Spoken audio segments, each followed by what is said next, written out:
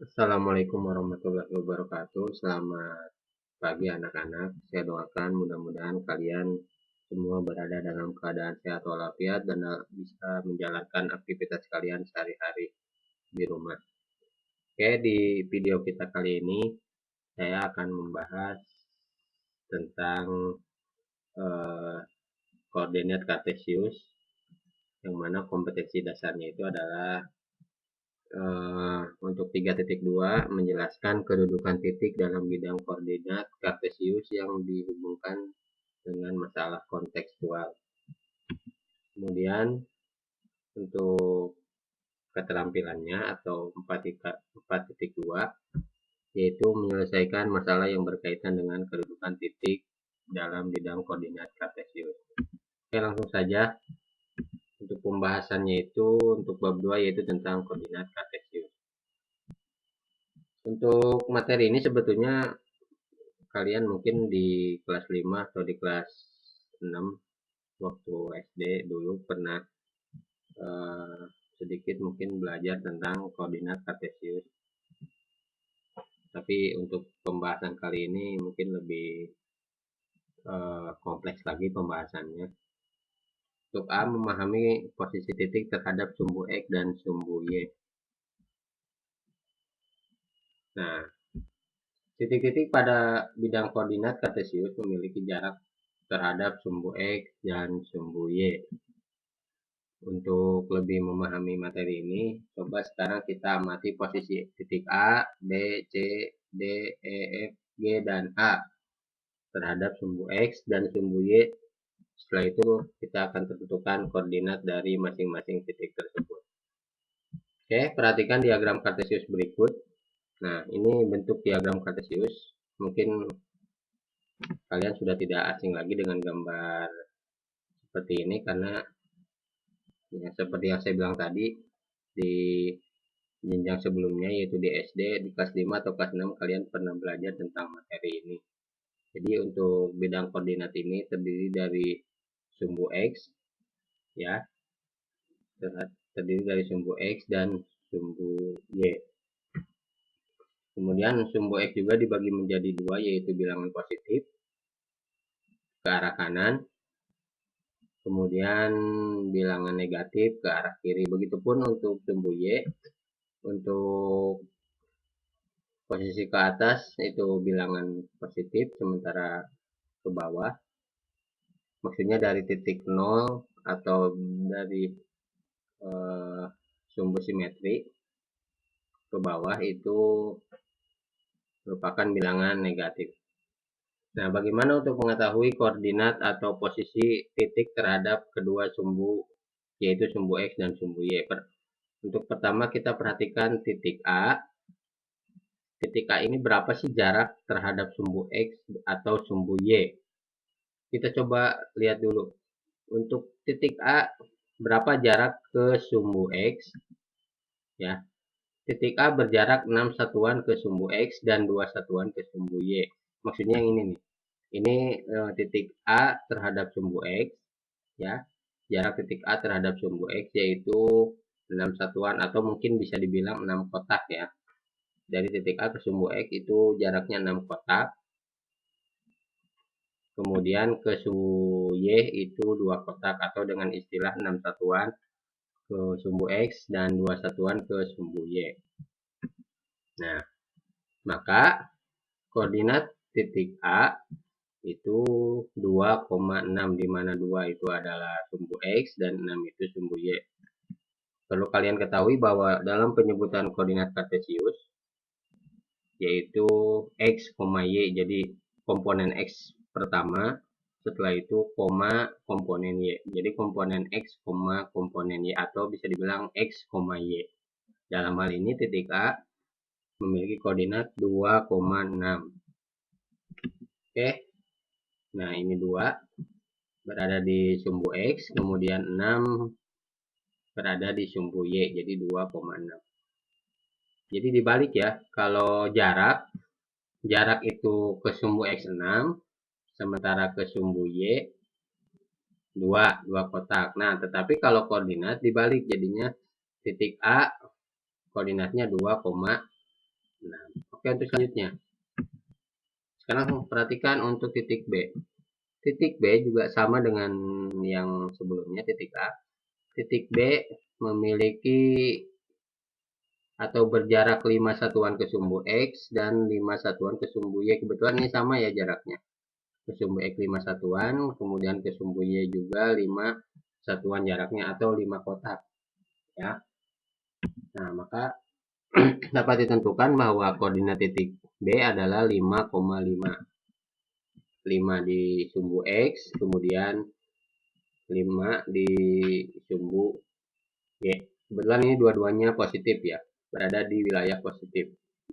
Oke, next untuk selanjutnya kita perhatikan titik C. Titik C berapa satuan ke sumbu X? Coba kalian kira-kira berapa satuan, kalian jawab sambil diperhatikan. Nah, titik C berjarak 3 satuan ke sumbu X dan berjarak 4 satuan ke sumbu Y. Jadi 3 satuan ke sumbu X ya. Kalau dihitung itu ada 3 kotak, kemudian ke sumbu Y ada 4 kotak. Sambil dihitung ya, kalian modelnya sambil dihitung.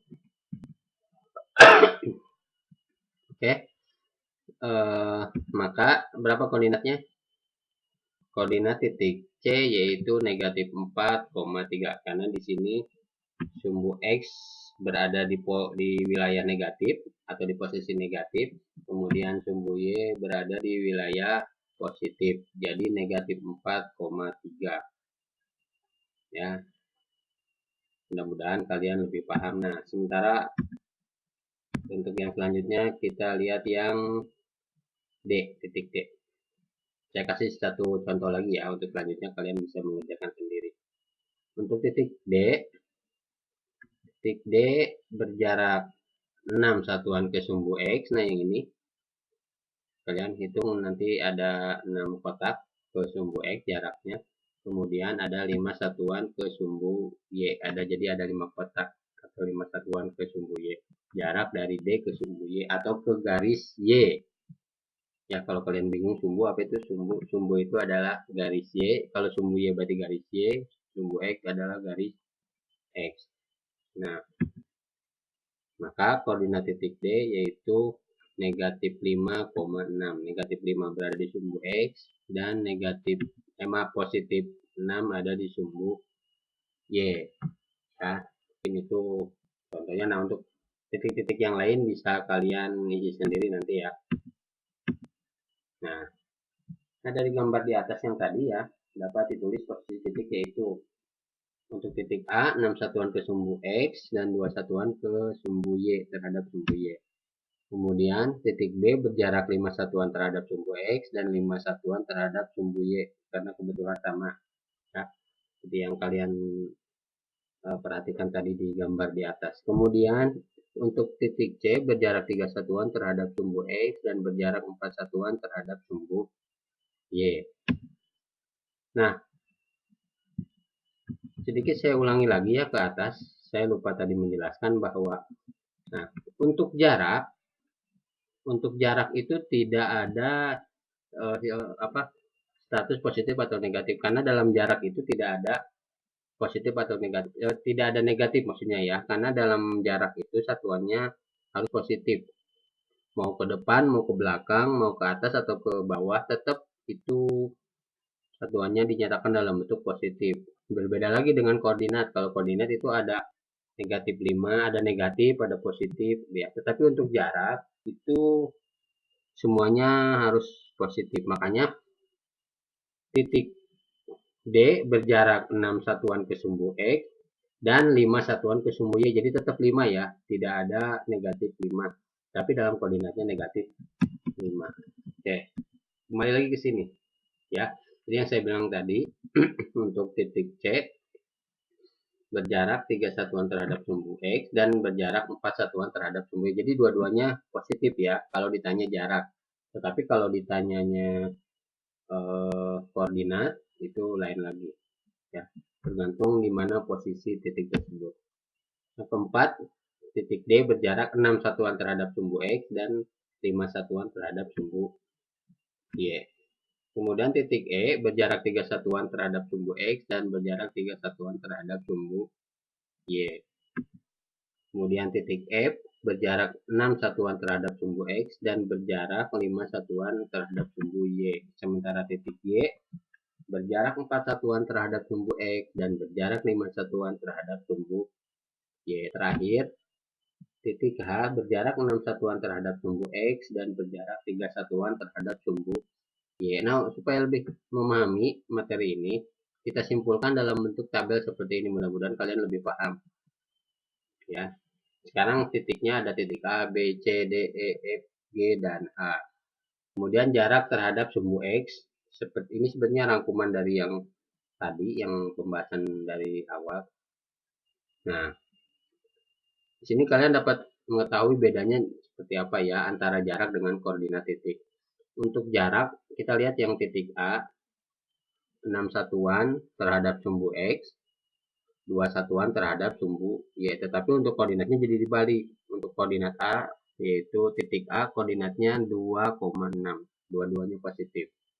Ya, jadi jangan tertukar ya. Jadi bukan 6,2, tapi dibalik jadi 2,6. Bedanya antara jarak dengan koordinat. Untuk B, titik B berjarak 5 satuan terhadap sumbu X dan 5 satuan terhadap sumbu Y karena kebetulan angkanya sama. Maka untuk titik B berjarak 5, memiliki koordinat 5,5. Karena kebetulan ini angkanya sama. Nah, sekarang untuk titik C. Nah, ini yang saya bilang tadi.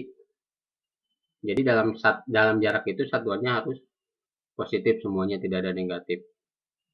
Jadi untuk titik C memiliki jarak 3 satuan terhadap sumbu X dan 4 satuan terhadap sumbu Y.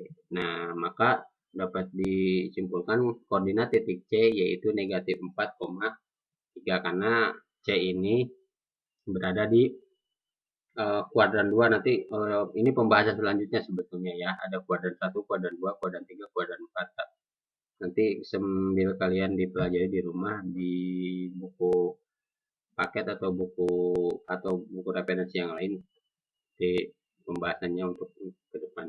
Kemudian untuk D, titik D memiliki 6 satuan berjarak 6 satuan terhadap sumbu X dan berjarak 5 satuan terhadap sumbu Y. Maka titik D memiliki koordinat negatif 5,6. Ya, kalian bisa lihat kemudian dipelajari. Untuk titik-titik selanjutnya juga sama mengikuti seperti itu. Ya, mudah-mudahan pembahasannya cukup jelas ya. Kalau tidak masih ada yang kurang paham, nanti kamu atau kalian bisa mempelajari lagi dari buku referensi yang lain atau bisa menghubungi langsung ke saya ya. Atau mungkin nanti bisa kalau ada pertanyaan yang kurang paham bisa kalian tulis di kolom komentar di bawah ya. Nanti akan dijelaskan lebih rinci lagi. Mungkin itu saja untuk pertemuan kali ini. Mohon maaf kalau ada kekurangan. Assalamualaikum warahmatullahi wabarakatuh.